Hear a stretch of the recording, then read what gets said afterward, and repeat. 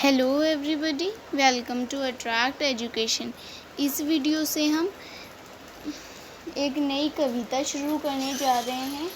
Class 7 Hindi की कविता हम पंछी उन्मुक्त गगन के। हम इसकी प्रसंग व्याख्या करेंगे आज। तो मैं इसको आपको 4-4 पंक्तियाँ करके प्रसंग व्याख्या करवाऊँगी। हम पंछी उन्मुक्त गगन के पिंजर बद्ध ना गा पाएंगे, कनक तीलियों से टकराकर पुलकित पंख टूट जाएंगे। ये पहली 4 पंक्तियां हैं। अब हम इसकी प्रसंग व्याख्या कर लेते हैं। ये इन पंक्तियों का प्रसंग है। प्रस्तुत पंक्तियाँ हमारी हिंदी की पाठ्य पुस्तक किशोर भारती भाग 1 की कविता हम पंछी उन्मुक्त गगन के से ली गई हैं। इसके कवि शिव मंगल सिंह सुमन जी हैं। इसमें उन्होंने पक्षी की इच्छा का वर्णन किया है। अब हम इसकी व्याख्या कर लेते हैं। ये इन पंक्तियों की व्याख्या है।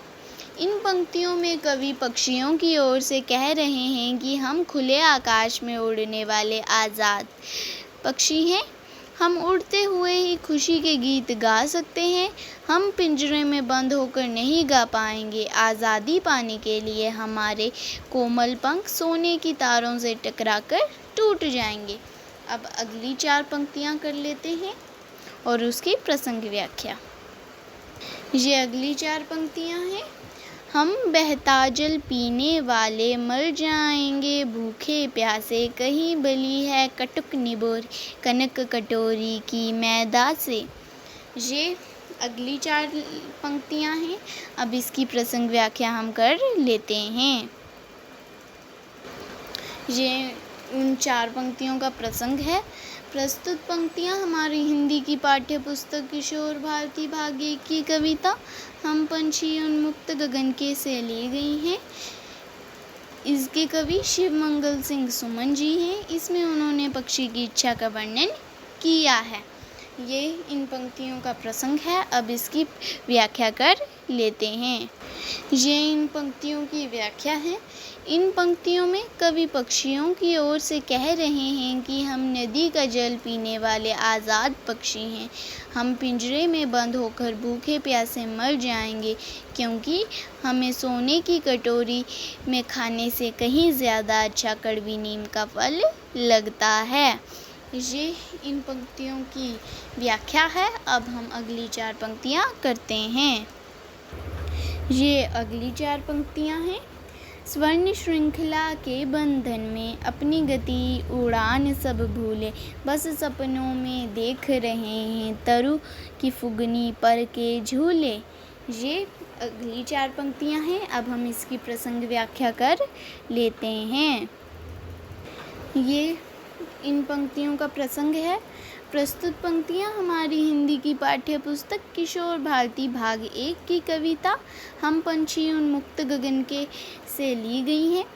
इसके कवि शिव मंगल सिंह सुमन जी हैं। इसमें उन्होंने पक्षी की इच्छा का वर्णन किया है। अब हम इसकी व्याख्या भी देख लेते हैं। ये इन पंक्तियों की व्याख्या है। इन पंक्तियों में कवि पक्षियों की ओर से कह रहे हैं कि हम सोने की जंजीरों में बंधकर अपनी चाल और उड़ने के ढंग सब भूल चुके हैं। हम पिंजरे में पड़े पड़े केवल पेड़ों की ऊंची ऊंची शाखाओं पर झूला झूलने के सपने ही देखते रहते हैं। ये इन 4 पंक्तियों की व्याख्या है। अब हम अगली 4 पंक्तियाँ पढ़ते हैं। ये अगली 4 पंक्तियाँ हैं। ऐसे थे अरमान की उड़ते नीले नभ की सीमा पाने, लाल किरण सी चोंच खोल चुगते तारक अनार के दाने।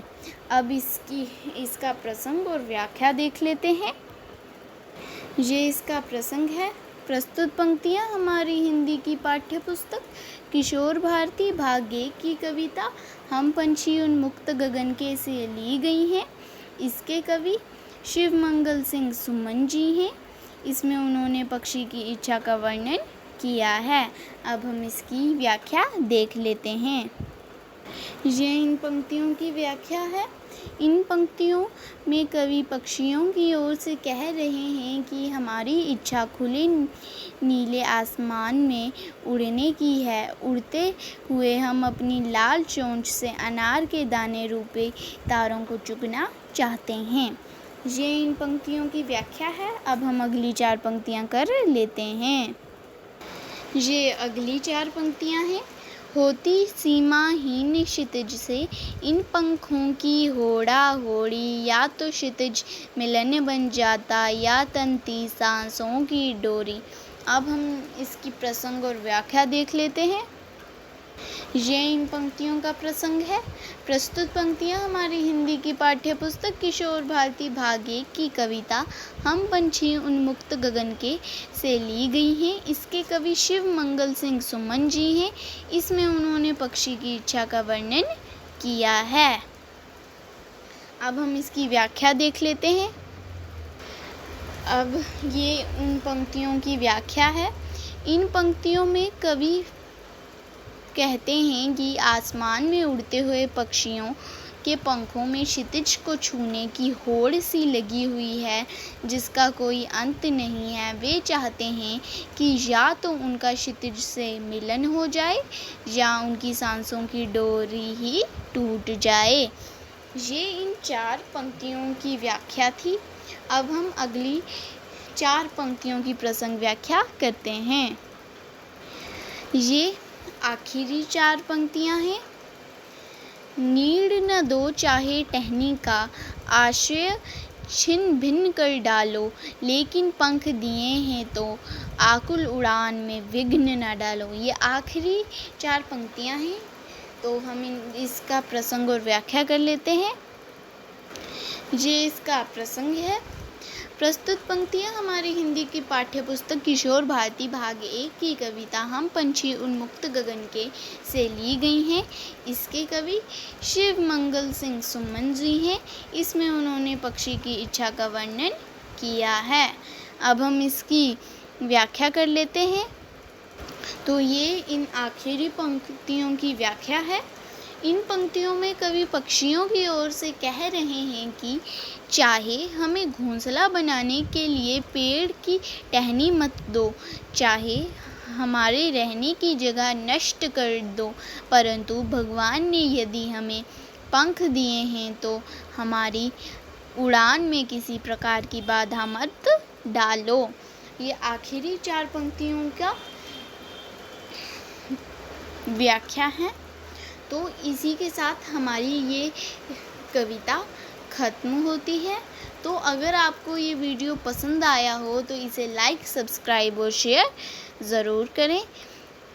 Thank you. Until the next video, keep learning, keep practising.